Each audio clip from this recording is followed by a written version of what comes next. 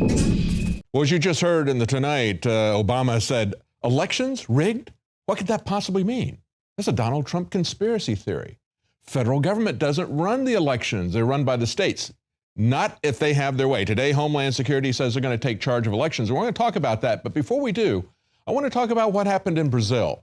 Because what it does is it sets up essentially, I think, a harbinger for what may happen this year in our presidential elections. A lot of people believe that the Brazilian elections were rigged back in 2014. There's a lot more going on in Brazil than just a messed up Olympics. Today, they ousted their Brazilian president, Dilma Rousseff, in an impeachment vote. They needed a 2/3 majority to get her out. They got more than the 67% they needed. They got 75% of the senators voted her out. Now, she is a hardcore leftist.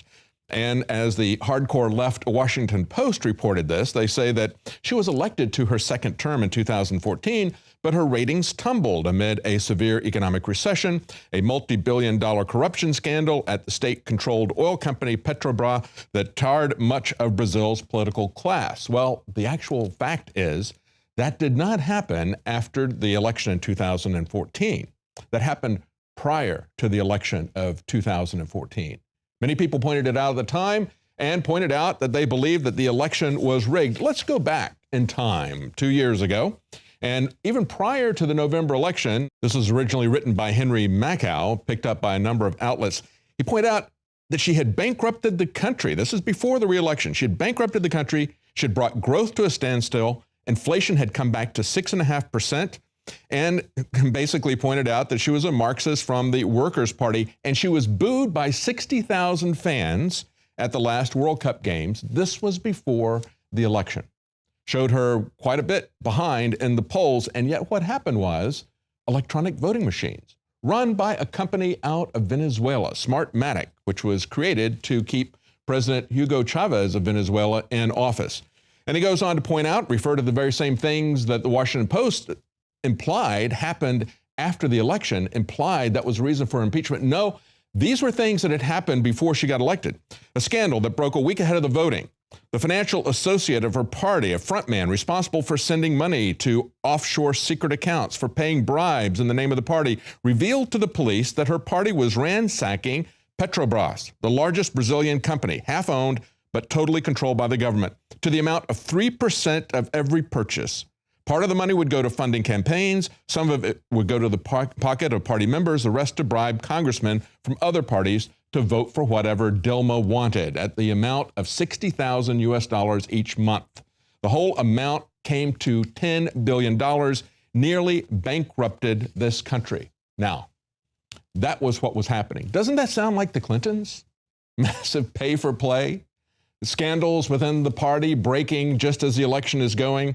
And of course, as we now see, control of the election.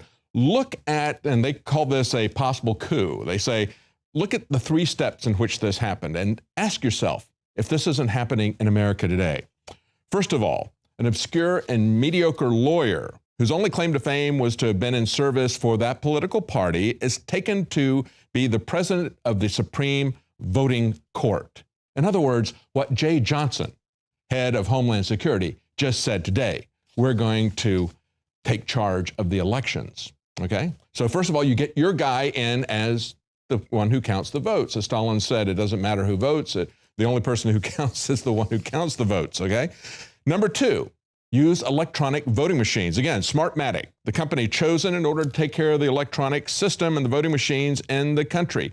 Created in Venezuela, created by Chavez cronies so they could rig the election there. Rigging elections throughout Central and South America, rigging elections in the Philippines, in some cases, losing 25% of the votes that had been cast with no ability to audit these votes. They just disappeared, and you take their word for it, how this is voted. You can't control election if 25% of these, the votes are just put out there by the voting company without any auditing trail, okay? Number 3, on the evening of the election, most of the country finishes voting about 5 o'clock, but in a critical key state, a battleground state, they delay the voting. How many times have we seen this in American elections? Finally, the main election poll company that receives millions of dollars in contracts with the government and is known to favor the party in every poll decides not to conduct exit polling, okay? Not conduct exit polling because And again, in America, we have one company that does all the exit polling for the press pool,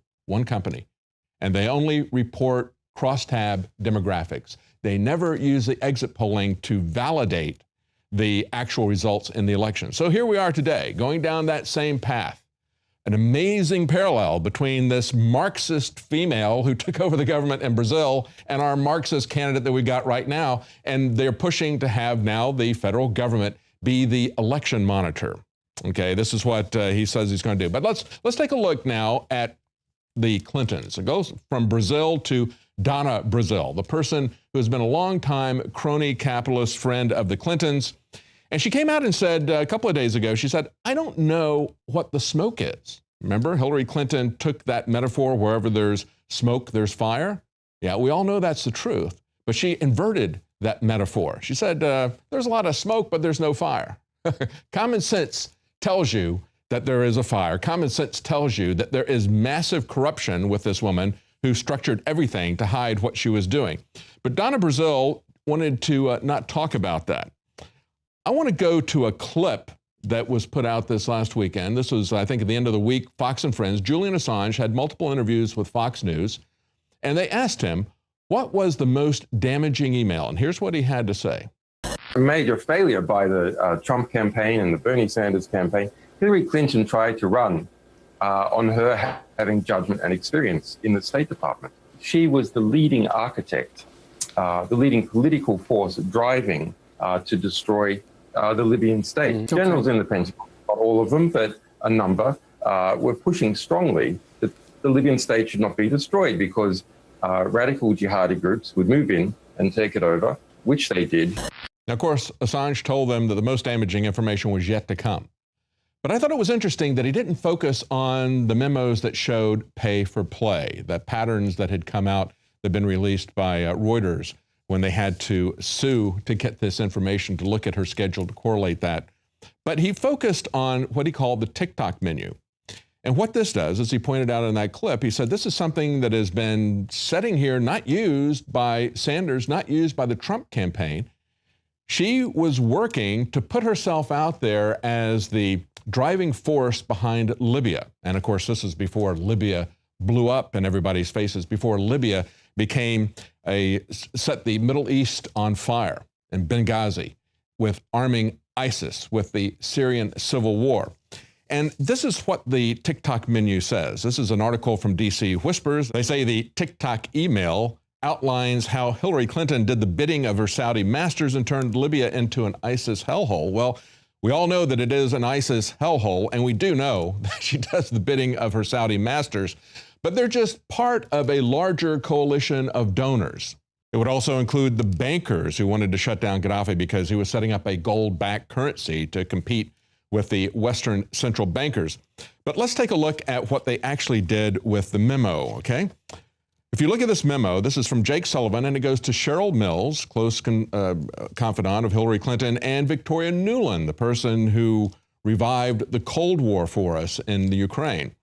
And it says, this is basically off the top of my head with a few consultations on my notes, but it shows that the State Department leadership, ownership, stewardship of this country's Libya policy from start to finish. That's the key thing. Hillary Clinton needs to own the Libyan foreign policy. She wanted to 5 years ago, but she doesn't want to now. She wants to put some distance there and say, what difference does it make? They own it from start to finish, he said. Let me know what you think. Victoria, who else might be able to add to this list? And he put Secretary Clinton's leadership on Libya.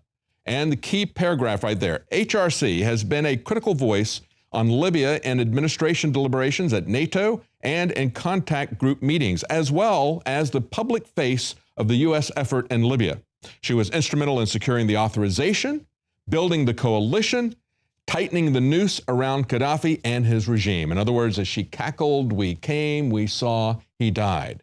She put this together, and they go through a very long list, a chronology of the various things that she did, meeting with her donors, meeting with foreign governments, and as I pointed out, meeting with the French and telling them, look, you want to keep your neo-colonialist influence that you've got going here in Libya? We can help you do that. We got to take out Gaddafi because he's going to become a leading person in this area. And of course, these emails that were released showing what was going on, we knew that was happening back in 2011.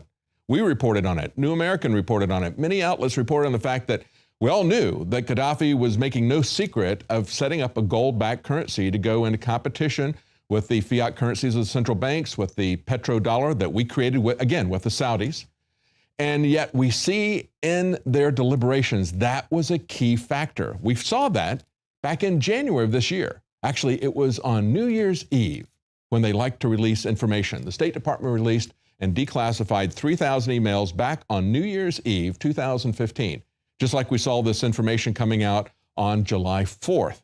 They picked the holidays where nobody is watching to put that in. But of course, it's not a conspiracy any more than the fact that the federal government is going to try to run our elections. Now, what will happen after Hillary Clinton becomes president? Well, you know, the first thing that she wants to do, if it happens, unfortunately, is to take away our guns. And a key part of that, I think, is creating a public opinion perception, and Hollywood is a key part of that. Hollywood is a key part of trying to get Hillary Clinton elected. And we see that one of the key people in Hollywood working with her to get her elected, Harvey Weinstein, has now said that he is going to do a reimagining, of course they say it's going to be factual, a reimagining of the Waco siege and the murders there. A very fitting thing to do, because it was Hillary Clinton herself that gave that order. They gave that order to Janet Reno, who told people, give me a reason that we don't do this. We know from documents that came out that it was actually between Vince Foster and Webb Hubbell, that Vince Foster and Hillary Clinton were pushing very hard to end this siege, with Webb Hubbell, also with Janet Reno. But we now have Hollywood stepping into the breach, and this is someone, Harvey Weinstein, who has made no secret of the fact that he wants to end the Second Amendment. He hates the fact that anyone other than the government has guns. They've already picked the people to play David Koresh. As a Hollywood Reporter describes it, they say this event series will explore the truth, I bet, behind this tragedy and speak, and this is key, speak directly to the heart of the current issues between citizens, law enforcement, and the media. Understand that when they talk about current issues, they're going to use this to push for more gun control. And this is something that he's done in the past. Going back to 2014, January 2014, a U.S. News and World Report said Hollywood takes aim at gun rights. Who is at the center of that? Again, Harvey Weinstein. He said at that time, 2 years ago, that his next film would be to take down the National Rifle Association. That film, which looks like, according to Internet Movie Database, it looks like that's not going to go into production. They say it was going to be called The Senator's Wife, and it would expose the NRA, they said, for their behind-the-scenes machinations, okay? Well, what about the behind-the-scenes plotting of Hillary Clinton? We're not going to expose that, right? Hollywood is not going to do a series on Hillary's dark emails. They say, according to the blog that they had at the time, the film would star Oscar winner Meryl Streep and others who are A-listers. It would be a behind-the-scenes account how the NRA used its influence with politicians to defeat the bill.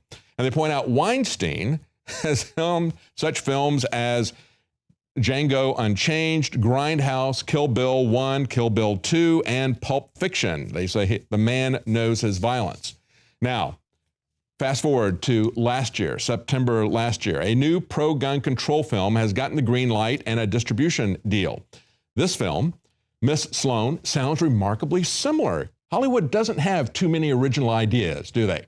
They want to get somebody who is going to be fighting the NRA, and now this film actually is going to come to production, possibly not before the election. It's titled Miss Sloan. It was purchased at the Toronto International Film Festival. It's about an ambitious lobbyist whose career is focused on bringing about stronger gun control legislation, and it will star Jessica Chastain, and it is going to happen. They say in 2014, Harvey Weinstein had planned on doing something very similar to that with Meryl Streep, but that looks like that's not going to go through. So who is Harvey Weinstein? He has run multiple fundraisers for Hillary Clinton, of course. And in the most recent one that just happened back in June, they said there was a strict no social media policy at the star-studded fundraiser hosted by Harvey Weinstein. They said the sold-out event for only 50 people was $33,000 a head. They said no tweeting, no photos, no anything, but people took pictures of the big name stars as they were going on the outside, okay? And of course, this was co-hosted by A-listers like Leonardo DiCaprio. It also had Jennifer Lopez, Sarah Jessica Parker, Matthew Broderick, and others at the event. This is what we've seen even more recently in the Northeast, Martha's Vineyard, where she had a $100,000 a plate dinner with the Rothschilds, going from hedge fund managers to the Rothschilds to Hollywood, and no tweeting allowed. Now, when we come back, Joe Biggs is going to join me. We're going to talk about Trump's visit to Mexico today, as well as what Hillary said to veterans, trying to get them to leave Donald Trump, where he has a huge margin with veterans over Hillary Clinton. Also, I'll have more information about election fraud and rigging from Owen Schroyer and Margaret Howell, and I'll have my interview with Gary Haven. He was an eyewitness to the Haitian relief efforts, and he said the Clinton Foundation was nowhere to be seen. We'll be right back.